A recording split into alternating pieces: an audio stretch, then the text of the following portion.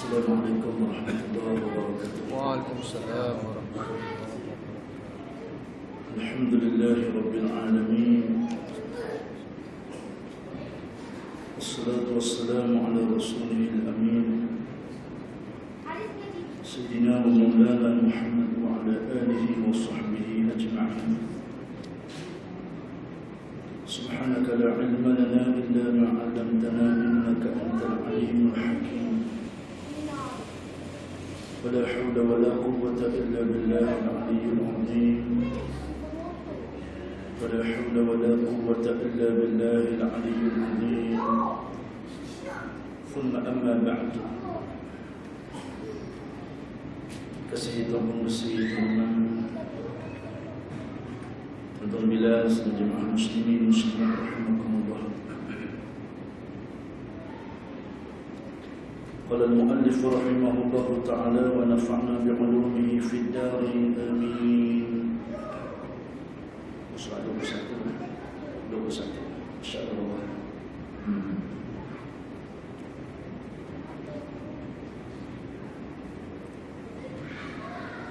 Abu Laits As-Samarqandi rahimahullah taala berkata, siapa yang yakin akan mati maka seharusnya bersiap sedia menghadapinya dengan melakukan amal yang soleh dan meninggalkan amal kejahatan.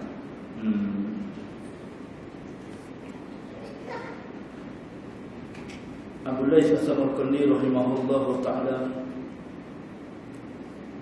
menyebut dalam kata-katanya yang sangat baik, yang sangat besar.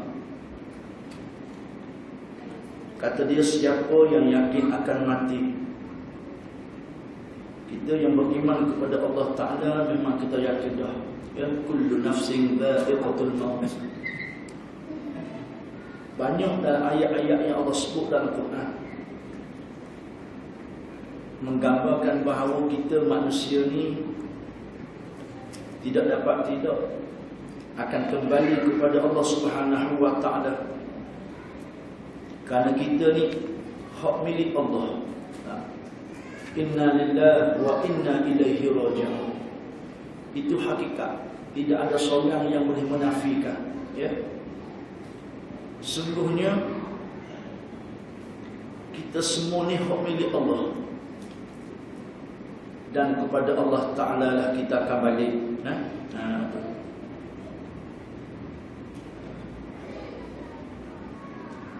Dalam ayat yang lain yang Allah Ta'ala sebut, kullu nafsin dha'iqatul maut thumma ilayna turja'un.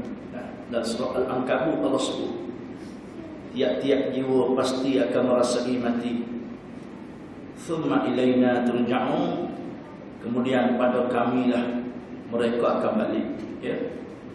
Maka balik itu macam-macam keadaan lah. Allah Ta'ala panggil balik dengan suasana yang berbeza, keadaan yang berbeza.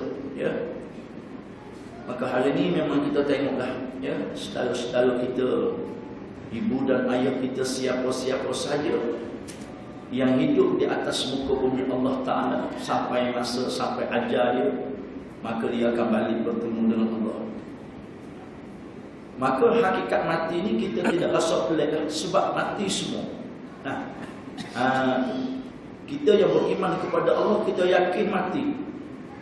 Maka apa yang dipesan oleh ulama Syekh Abu Laits As-Samarqandi rahimahullah ta'ala, maka seharusnya, sewajarnya, sewajibnya, tidak dapat tidak, bila mana seseorang yakin akan mati, hendaklah bersiap sedia menghadapinya.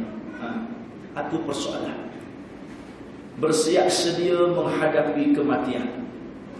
Bila mana kita tahu mati itu pasti, bila mana mati itu pasti, maka amat rugi, amat malanglah bagi orang yang tidak bersiap sedia.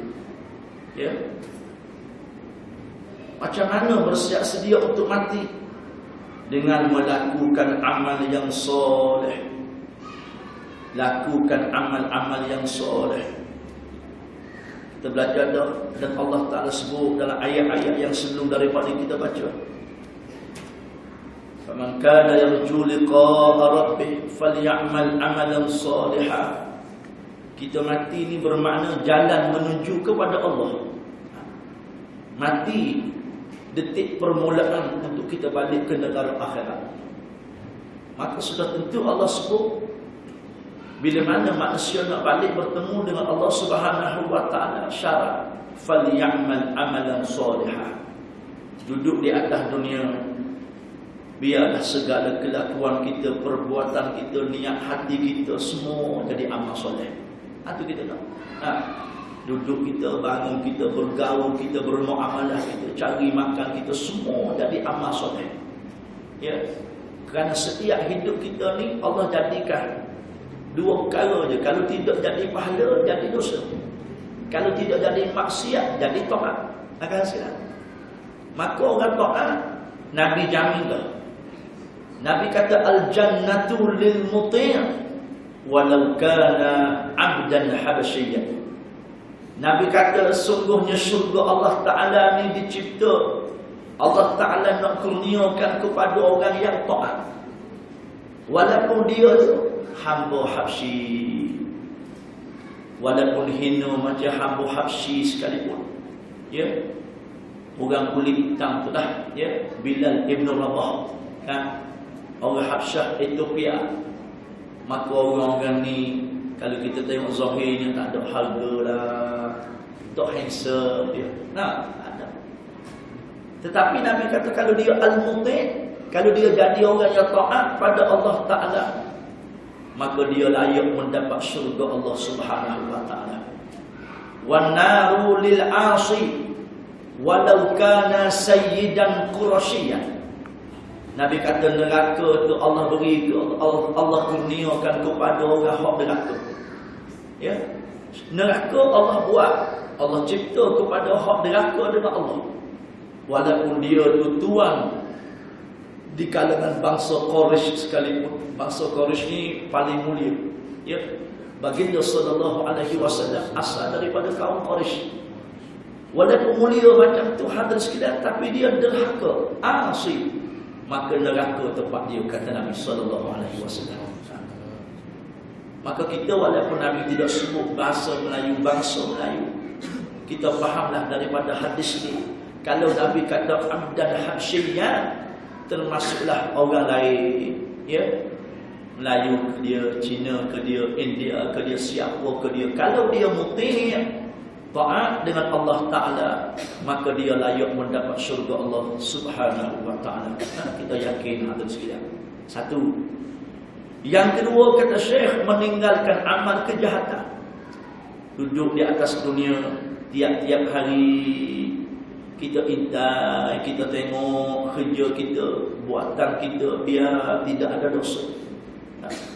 Duduk tu dalam keadaan semakin hari dosa kita semakin nipis, semakin nipis, semakin hilang, semakin hilang. Kita nak sambut rejak pula datang nak.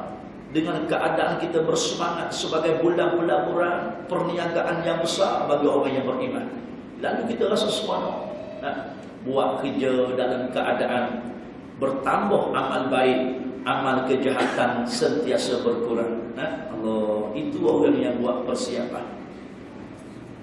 Sebab apa kena kata macam tu? Sebab apa kena duduk macam tu keadaan? Tiap-tiap masa, tiap-tiap detik kena duduk beramal soleh. Kena beringat supaya dosa kita biar semakin kurang, semakin kurang. Sebab ia tidak mengetahui bila datangnya mati itu kepadanya dia.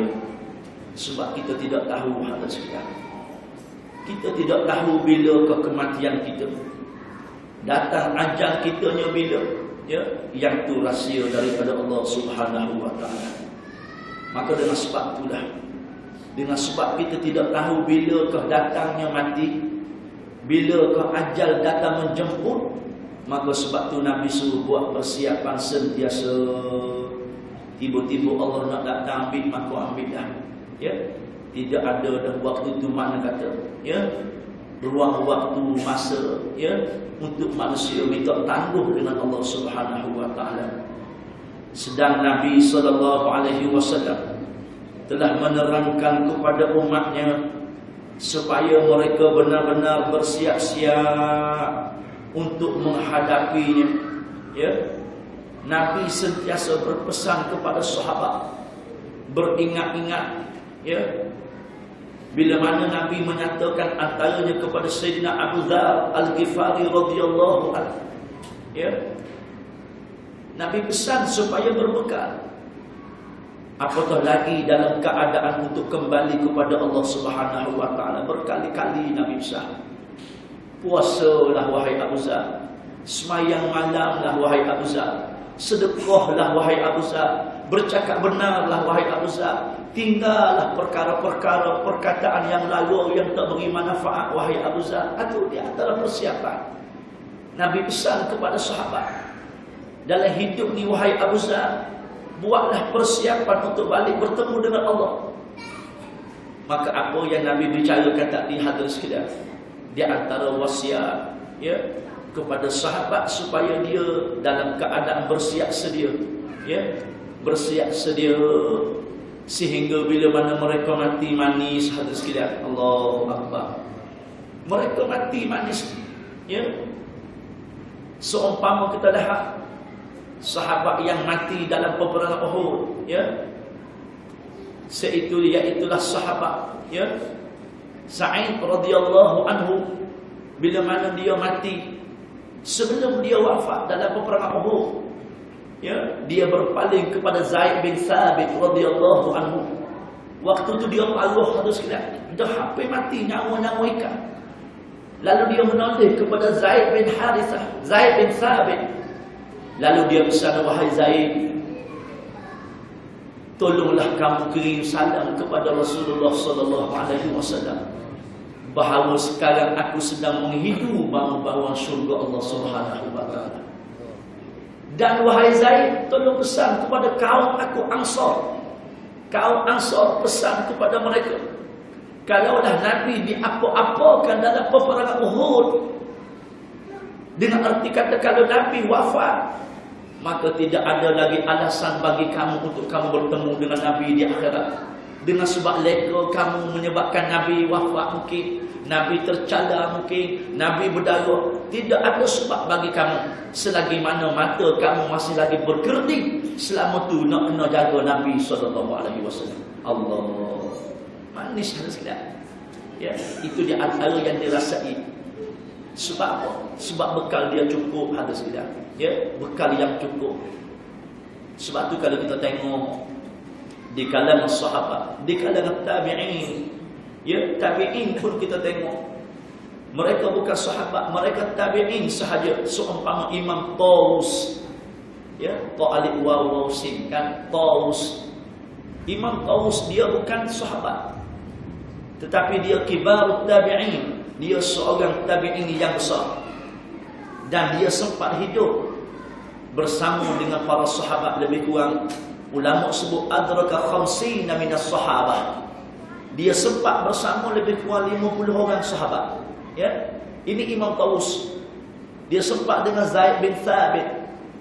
Dia sempat dengan Aisyah radhiyallahu anha.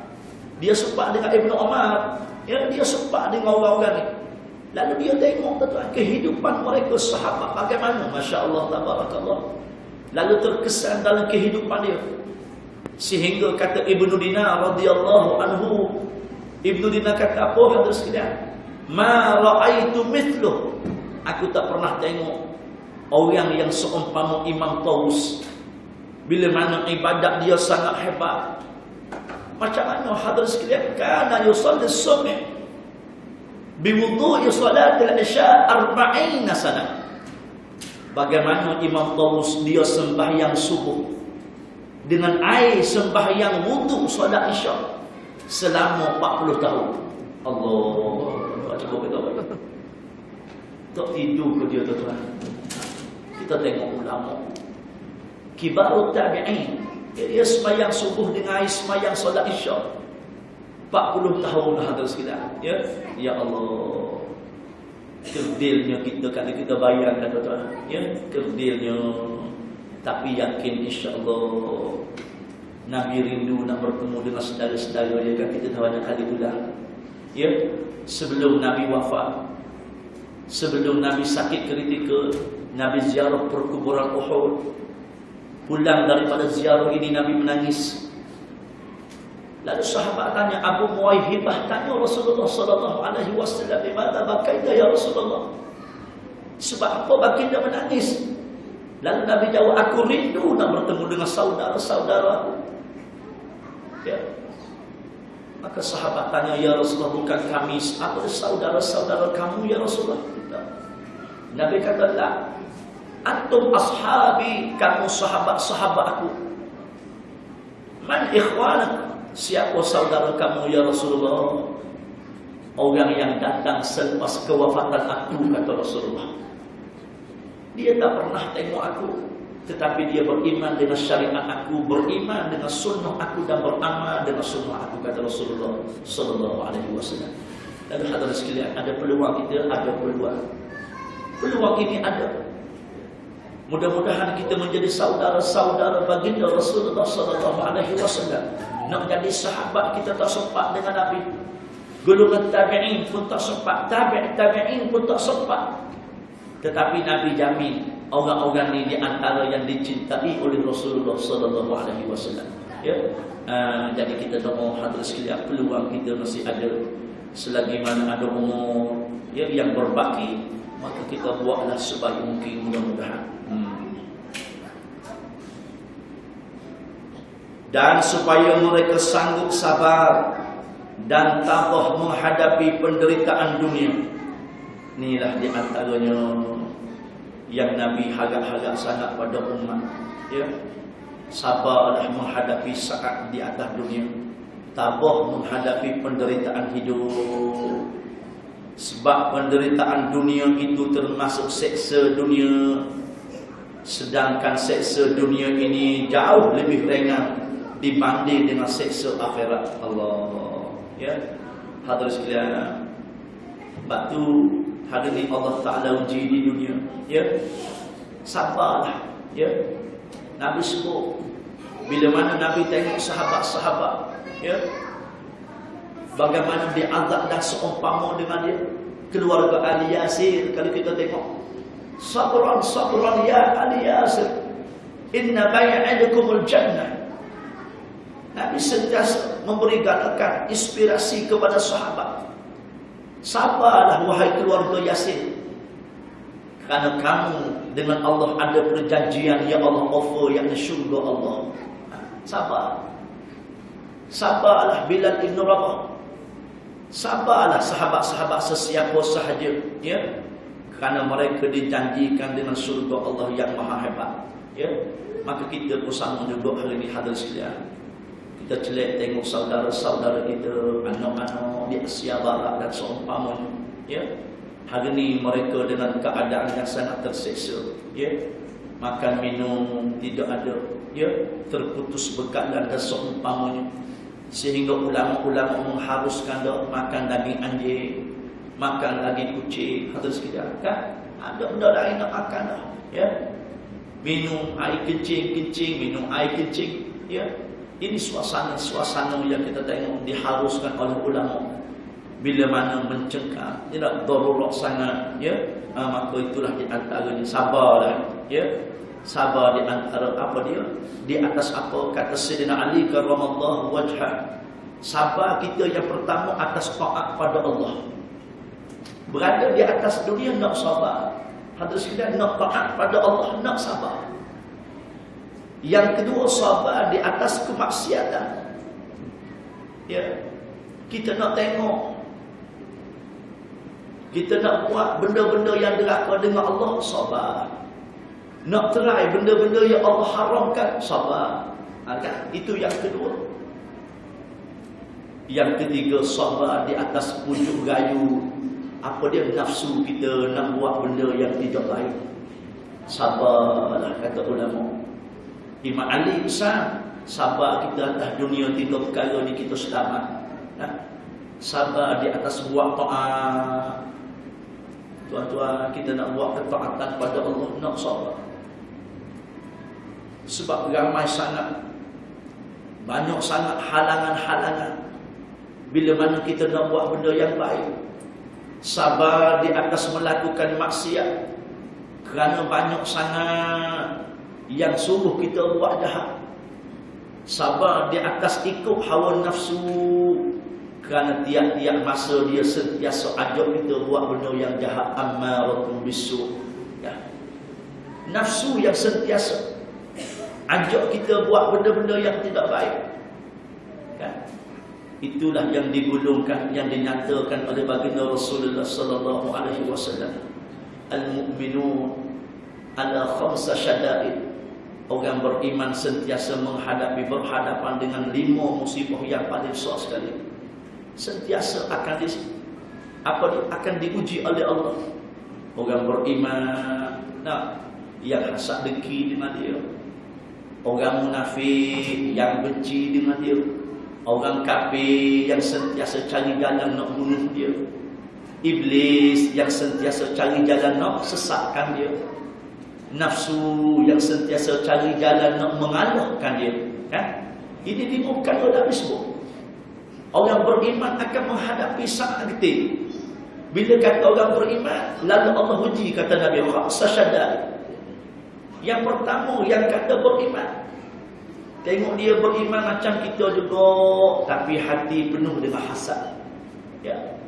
Berapa ramai kita tengok hadirin sekalian.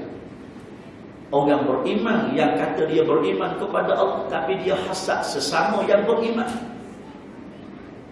Yang kedua, wa munafiqun yughdhibuhu. Orang munafik yang benci dengan dia. Orang munafik sangat benci dengan orang beriman, hadirin sekalian. Hatta di zaman Nabi SAW lagi kita tengok berapa ramai orang-orang munafik yang sangat benci dengan Rasulullah, yang sangat benci dengan Islam, yang sangat benci dengan orang yang dokong Rasulullah SAW. Yang ketiganya orang-orang kafir, yuqatilu, yang sentiasa cari jalan nak memerangi umat Islam. Ya, sentiasa cari jalan. Kerja dia memang nak cari jalan menghancurkan Islam. Maka dia akan buat macam-macam planning, macam-macam perkara-perkara yang boleh membawa kehancuran kepada umat Islam. Yang keempat, iaitulah asyaitan mudillu. Syaitan yang sentiasa cari jalan yang sesatkan kita. Ya. Dan akhir sekali, iaitulah nafsu yang sentiasa cari jalan untuk memenangkan atas kita. Allah, hadirin dikasihi lagi dirahmati Allah. Inilah di antara cabaran. Jika mana berada di atas dunia, maka Nabi pesan sabarlah, tabahlah menghadapi penderitaan. Sebab penderitaan dunia termasuk seksa dunia yang jauh lebih ringan nak dibandingkan akhirat. Allah, ya. Sebab itu Nabi SAW, bila mana Jibril menyatakan bahawa neraka Jahannam ni untuk umatmu yang derhaka, yang berdosa besar Muhammad, yang dia mati tak sempat nak bertaubat. Lalu Nabi menangis pengsan Rasulullah SAW. Kerana bimbang dan takut, tiba-tiba Jibril kata neraka Jahannam adalah merupakan tempat umatmu yang berdosa besar ya Muhammad. Nabi ingat-ingat umat Nabi tidak kena neraka. Tiba-tiba Jibril menyatakan Jahannam ini Muhammad, tempat umatmu yang derhaka, yang berdosa besar. Lalu dia kembali pada Allah, tak sempat nak bertaubat dengan Allah, maka dia akan direndam dalam neraka Jahannam. Hadirin dikasihi lagi dirahmati Allah. Dahsyat sangat, tidak terkira, ya, bagaimana, ya, orang yang berada dalam neraka Allah Ta'ala. Tidak ada suatu nikmat pun melainkan azab. Lagi mana dia minta, lagi azab berat akan turun pada dia. Maka kita sabarlah. Abdullah bin Iswar al-Hashimi berkata, telah datang seorang kepada Nabi SAW, lalu berkata ia, saya datang kepadamu ya Rasulullah, supaya engkau ajarkan kepada aku ilmu yang pelik-pelik. Dia datang jumpa Nabi supaya Nabi ajar kat dia ilmu yang pelik-pelik, ya. Ditanya oleh Nabi SAW, ya, ditanya, ma sana'ta fi ra'sil ilm, engkau telah berbuat apa terhadap asas ilmu, ya? Apakah yang akan buat, yang awak buat sebagai ra'sil ilm, asas kepada ilmu pengetahuan? Qala wa ma ra'sul ilm. Nabi tanya macam tu, dia tanya Nabi balik, wa ma ra'sul ilm, apakah yang dikatakan asas ilmu, ya? Apakah yang dikatakan asas ilmu? Nabi bertanya lagi, hal arafta Rabb azza wa jalla. Nabi tanya, adakah kamu kenal Allah? Kan? Bila mana dia tanya Nabi ra'sul ilm, kepala asas segala ilmu tu apa dia? Ya, Nabi tanya, ma sana'ta fi ra'sil ilm, apa yang kamu buat, ya? Apa yang telah kamu berbuat yang dikatakan terhadap asas ilmu? Bermakna asas ilmu kena Allah. Dia tanya Nabi, wa ma ra'sul ilm, asas ilmu tu apa dia ya Rasulullah? Maka Nabi tanya dia balik. Rasulullah sallallahu alaihi wasallam hebat hadirin sekalian. Ya, Nabi bila mana orang tanya, Nabi tanya dia balik. Hal arafta Rabb azza wa jalla, adakah kamu kenal Rabb, yakni Allah Taala yang kamu sembah? Ya. Qala na'am, lalu dia jawab, ya Rasulullah. Ya. Ya, aku kenal siapa dia Rabb azza wa jalla. Lalu Nabi jawab, Nabi tanya dia balik, famadha fa'alta fi haqqih, bila mana kamu kenal, kamu kata kamu tahu, madha fa'alta, apakah yang telah awak buat fi haqqih, apakah yang telah awak kerjakan bagi hak dia? Hak kita dengan Allah terlalu banyak. Apakah yang telah awak buat sebab awak kata awak kenal Allah Ta'ala? Allah suruh macam-macam, Allah perintah macam-macam, Allah larang macam-macam. Apa yang telah awak buat? Madza fa'alta fi haqqi? Allah hadirin sekalian, qala ma syaa Allah. Dia jawab, apa yang dikehendaki oleh Allah Taala saya buat belaka. Allah hadirin sekalian. Ya, apa yang Allah Taala kehendaki saya buat belaka. Qala hal arafta al-maut. Soalan kedua Nabi tanya, sebab dia suruh tanya soalan pelik-pelik. Dia bagi jumpa Nabi, aku nak minta kamu ajar aku ilmu yang pelik-pelik. Pelik sungguh, sama Rasulullah ni pelik-pelik. Dia mari tanya Nabi benda pelik-pelik, minta benda pelik-pelik, ya, yang mencabar keimanan hadirin sekalian. Dia tanya Rasulullah sebab dia tahu Nabi boleh jawab, ya. Dan Allah Ta'ala menolong Rasulullah sallallahu alaihi wasallam. Walaupun orang tanya pelik macam mana pun, Allah Ta'ala kurniakan kehebatan kepada Rasulullah sallallahu alaihi wasallam supaya tidak menjatuhkan martabat kenabian dan kerasulan. Lagi Abu Jahal tanya Nabi, kata tuan. Ya, Abu Jahal tanya Rasulullah ketika mana Nabi balik daripada Isra' Mi'raj, wahai Muhammad, kalau benar kamu pergi Isra' Mi'raj, aku nak tanya Masjidil Haram, Masjidil Aqsa, berapa jendela dia, pintu dia banyak mana? Tengok, tiang dia berapa? Tiang dia tanya Nabi. Tiang Masjidil Aqsa ada berapa? Allah, tengok tuan.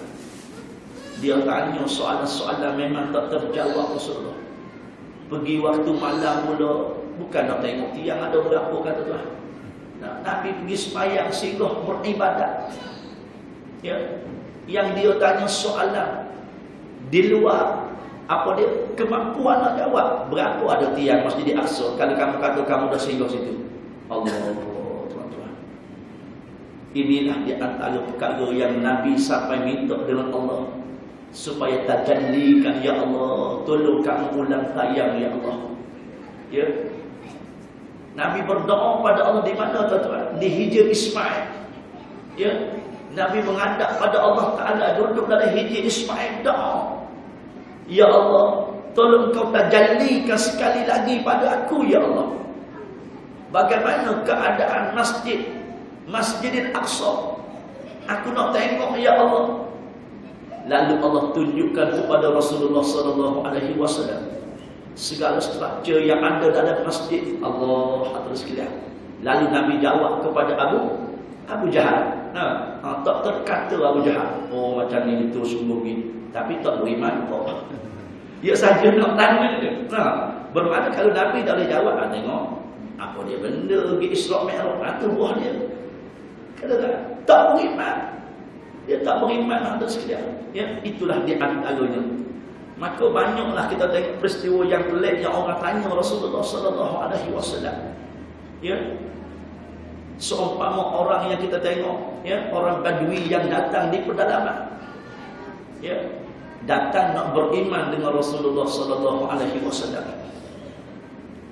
Bila mana dia datang daripada jauh, ya, jumpa dengan Abu Jahal. Abu Jahal kata jangan terus beriman, minta hak pelik dulu. Dia suruh minta, tanya Nabi yang pelik-pelik. Kalau Muhammad boleh jawab, beriman. Kalau dia tak boleh jawab, jangan beriman. Tengok. Jahat dia Abu Jahal. Dah lah dia jahat dah. Dia suruh orang lain tak beriman pula. Maka kawan dia pergi jumpa Rasulullah, minta yang pelik. Minta apa? Ya Rasulullah, aku tahu mu ni Nabi Allah. Tetapi aku tak nak beriman sehingga kamu beritahu, kamu tunjukkan kepada aku suatu benda yang pelik. Nabi kata, apa yang kamu nak?